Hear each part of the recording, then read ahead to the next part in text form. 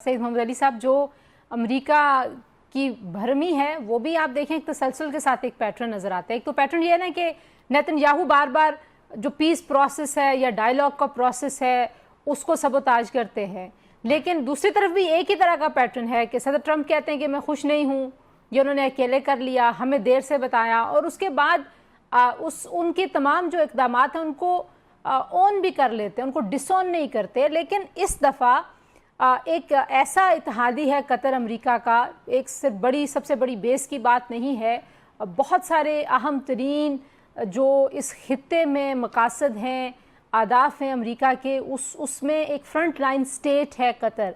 तो अब जो है सदर ट्रंप कह रहे हैं कतर को कि ऐसा हमला दोबारा नहीं होगा, नेतन्याहू कह रहे हैं कि हम तो दोबारा ज़रूर हमला करेंगे, जैसे उसामा बिन लादेन के पीछे गए थे, जैसे फलां के पीछे अमेरिका गया था, हम तो वैसे ही जाएंगे। कैसे देखते हैं आप ये कॉन्ट्रडिक्शन किसकी तरफ से है?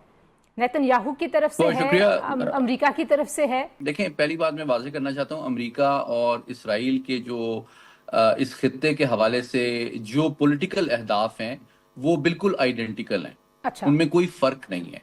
हाँ, हिकमत अमली में फ़र्क है। America coercion, pressure, diplomatic pressure, threat, forward posturing, deployment, इन चीज़ों को इस्तेमाल करता है, वो एक ग्रेट पावर है। लेकिन इसराइल को इस खित्ते में एक हेजमॉन बनाना, उसकी बालादस्ती कायल करना डेफिनेटली अमेरिका का एक फॉरेन पॉलिसी ऑब्जेक्टिव है। और पिछले 45 साल से इस खित्ते में एक बैलेंस ऑफ पावर की किसी हद तक ईरान ने कोशिश की थी, लेकिन अगर आप पिछले 2 साल की जंग को देखें, जिसमें गजा भी शामिल है, जिसमें पिछले 2 साल में 7वां मुल्क है कतर जिसपे इसराइल ने जारहत की है, ठीक है, उसमें मैं गिनवाना नहीं चाहता, मैं 7वां मुल्क है, तो ये कोई नई बात नहीं है। तो ये पैटर्न एक्सप्लेन करता है कि अमेरिका के इस खित्ते में जो जियोपॉलिटिकल ऑब्जेक्टिव्स हैं उनको मिलिट्री पावर के जरिए से इसराइल आगे बढ़ा रहा है। अच्छा, इसका सबूत क्या है इस दलील का? इसके 2 सबूत ये हैं कि पिछले 2 साल में अमेरिका ने $20 अरब से ज्यादा की दिफाई इमदाद दी है इसराइल को।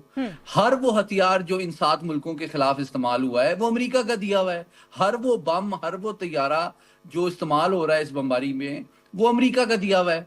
और तीसरी बात जो मैं बताना चाहता हूँ, इस तमाम गुफ्तगू और जो मुजम्मती बयानात हैं उससे कतई नजर, जिस तरह डॉक्टर साहब ने बिल्कुल ठीक कहा, कई अरब ममालिक के ऊपर से गुजर के ये 1800 मील का जो सफर है, 15 जदीद तरीन अमरीकी साख्ता इसराइली तैयारों ने, जो मैं कई दफा कतर गया हूँ, एयर टू एयर रिफ्यूलिंग भी हुई है में, तो दोहा इस्लामाबाद जितना शहर है। और मैं आपको बताना चाहता हूँ तजीला कि अमरीकी एम्बेसी से चंद किलोमीटर दूर ये टारगेट था।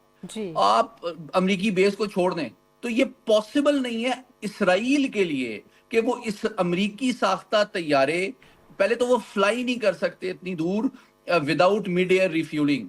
ये मिड एयर रिफ्यूलिंग की जो सलाहियत है वो इस खित्ते में सिर्फ अमेरिका और बरतानिया के पास है। उनकी फजा में मिड एयर रिफ्यूलिंग के बगैर ये लड़ाका तैयारे अपने पूरे ईंधन और हथियारों के साथ इतनी दूर ट्रेवल ही नहीं कर सकते। और ये जब तक इनको मिड एयर रिफ्यूलिंग ना दी जाए अमेरिका या बरतानिया की तरफ से, ये परवाज ही नहीं हो सकती। लेकिन अली साहब, ये एक्सपेक्ट करना कि इस्लामाबाद जितने छोटे से मुल्क में आप अमरीकी सिफारत खाने से चंद किलोमीटर दूर 15 अमरीकी साख्ता तैयारे बमबारी करेंगे और अमेरिका सिर्फ तशवीश का इजहार करेगा, तो आपको यकीन होना चाहिए कि इस तशवीश का इजहार जो है वो सिर्फ पब्लिक सेंटिमेंट को पैसिफाई करने के। अच्छा, मैं जरा ये आपने जो लफ्ज इस्तेमाल किया ना, पब्लिक सेंटिमेंट, अली साहब जरा रुकिएगा, जो आपने पब्लिक सेंटिमेंट का लफ्ज इस्तेमाल किया ना, मैं इस पे आपसे बात करना चाह रही थी। जो अगला मेरा पॉइंट है वो ये है कि आप कह रहे हैं कि ठीक है, उनके जो अहदाफ हैं वो एक जैसे हैं, जो ग्रेटर इजराइल का एक मकसद है, जो नक्शा है, अमेरिका क्योंकि उस नक्शे को बनाने वाला है और उसको अचीव करने में ज़ाहिर है उन्होंने अपनी सपोर्ट एक गैर मशरूत रखी भी है इसराइल के साथ। लेकिन पूरी दुनिया में एक पब्लिक सेंटिमेंट है, you can not ignore that also, कि जो अहम मगरबी दुनिया में इत्तेहादी ममालिक हैं इसराइल के, वो अपने आप को अब डिस्टेंस करने पर मजबूर हो गए हैं और पब्लिकली मजबूर हो रहे हैं। कितनी देर के लिए, अगर हम एक लम्हे के लिए for the sake of argument मान लें कि ये सिर्फ मुनाफिकाना दूरी है या बरमी है या इज़हार तशवीश है या मजम्मत है, لیکن یہ کتنی دیر تک ایسے چلے گا؟ کیونکہ ان تمام ملکوں میں جو پبلک کا سینٹیمنٹ ہے اور جو پاپولیرٹی ہے اسرائیل کی اس وقت، وہ شاید تاریخ کے کم ترین اس پہ درجے پہ پہنچ چکی ہے. تو اس کو کیسے آپ ٹرانسلیٹ کریں گے فورن پالیسی کے پیراڈائم میں؟ علی صاحب پہلے آپ بتائیے، پھر میں قندیل صاحب کے پاس بھی یہی سوال لے کے جاؤں گی. جی بالکل، آپ نے بہت اہم سوال کیا. دو پہلو ہیں اس کو جانچنے کے آپ کے سوال کے جواب میں.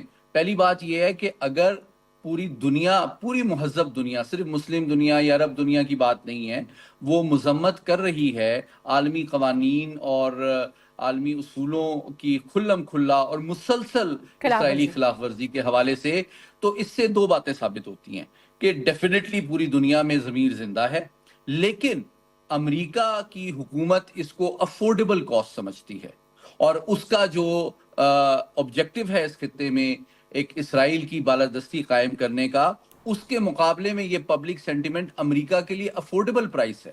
اور تیسری بات میں یہ بتانا چاہوں گا کہ جو عرب دنیا کی جانب سے بھی جو تشویش کا اظہار ہو رہا ہے، میں آپ کو بالکل ببانگ دہل بتانا چاہتا ہوں کہ دیکھیں حماس جو ہے وہ فلسطینیوں میں مقبول ہے، پوری دنیا میں مقبول ہے، لیکن یہ جو امریکہ کے عرب حلیف ممالک ہیں یہ حماس کو پسند نہیں کرتے ہیں، اور وہ چاہتے ہیں کہ حماس کو کمزور کیا جائے.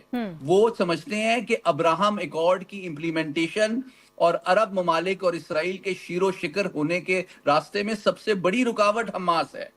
اس حقیقت کو سمجھیں پہلے آپ. کیا ریجنل رسپانس ہو سکتا ہے مسلم امہ کے تناظر میں بھی بتائیے، اور ظاہر ہے ساؤتھ ایشیا تک جو ہے وہ ایکسٹینڈ کرتا ہے یہ معاملہ، تو یہاں تک بتائیے کہ کیا ریجنل رسپانس ہو سکتا ہے مشرق وسطیٰ کی صورتحال میں قطر کے اس حملے کے جواب میں؟ دیکھیں 4 ڈومینز میں یہ رسپانس ممکن ہے.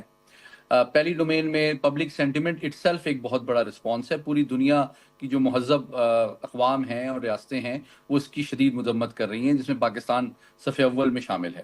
دوسرا رسپانس لیگل رسپانس ہو سکتا ہے کہ انٹرنیشنل کورٹ آف جسٹس میں پہلے بھی کئی دفعہ بات کی گئی، جس طرح سربین لیڈر سلوبودان ملوزیوچ کے حوالے سے نتن یاہو کے خلاف بھی اس طرح کا کوئی اقدام اٹھایا جائے کہ ان کو وار کرمنل قرار دیا جائے، اور ان کے خلاف جو ہے جس طرح ان کے اوپر کوئی پابندیاں لگائی جائیں. تیسری بات یہ ہے کہ معاشی رسپانس. دیکھیں مسلم دنیا اس وقت 3 گروپس میں ڈیوائیڈڈ ہے. تنزیلہ پہلا گروپ وہ ہے، میں واضح کہنا چاہتا ہوں ببانگ دہل، کہ جن ممالک کے سفارتی، سیکیورٹی، انٹیلیجنس اور معاشی تعلقات اسرائیل کے ساتھ موجود ہے. میں نام نہیں لینا چاہتا ان کو امبیرس کرنے کے لیے. کم از کم یہ ریاستیں کیا ان کے ساتھ اپنے اقتصادی اور سفارتی تعلقات منقطع کرنے کے لیے تیار ہوں گی؟ پہلا رسپانس یہ ہو سکتا ہے. دوسرا گروپ ان ممالک کا ہے جو کہ فینس سیٹرز ہیں، یعنی کہ ویٹ کر رہے ہیں کہ ہوا کس رخ آگے کیا ڈائریکشن لے گی، اور اگر اب ابراہم ایکارڈ آگے بڑھتا ہے تو وہ ہوا کا رخ دے کے اپنی پالیسی تبدیل کر لیں گے. اور تیسری کیٹیگری میں وہ چند ریاستیں ہیں پاکستان کی طرح جو کہ اصولی موقف پہ قائم ہیں کہ 2 نیشن مطلب ایک سولوشن ہونا چاہیے، 2 اسٹیٹ سولوشن ہونا چاہیے، پری 67 بارڈرز ہونے چاہیے، یعنی کہ بیت المقدس کو کیپٹل ہونا چاہیے، فلسطین کی آزادی اور خود مختاری کا احترام ہونا چاہیے، تمام ہیومن رائٹس کی پابندیاں بند ہونی چاہیے، ان کو تمام جو انسانی ضروریات ہیں ان کا ان انٹرپٹڈ سپلائی ہونی چاہیے. تو یہ چند ریاستیں ہیں. تو اصل بات اکنامک لیول پہ یہ ہو سکتی ہے کہ یہ جی سی سی ممالک، خصوصاً وہ ممالک جن کے ان کے ساتھ معاشی اور سفارتی تعلقات ہیں، کم سے کم وہ تو منقطع کریں، کم سے کم معاشی دباؤ تو ڈالیں. اور آخری بات پھر ملٹری رسپانس کی ہے. تو ملٹری رسپانس ڈائریکٹلی تو میں آپ کو ریئلسٹکلی کہوں اس کے امکانات کم ہیں، لیکن کیا امریکہ اگر واقعی تشویش میں مبتلا ہے کہ وہ اس کو امبیرس کر رہا ہے اسرائیل اور اس خطے میں اس کے الائنس اور سافٹ پاور کو ڈیمیج کر رہا ہے، تو کم از کم وہ ان کے سویلینز کے خلاف یا دیگر ممالک کے خلاف جو امریکی اسلحے کا استعمال ہے اس پہ تو وہ پابندی لگا سکتے ہیں، لیکن حقیقت میں اس کے امکانات بہت کم ہیں.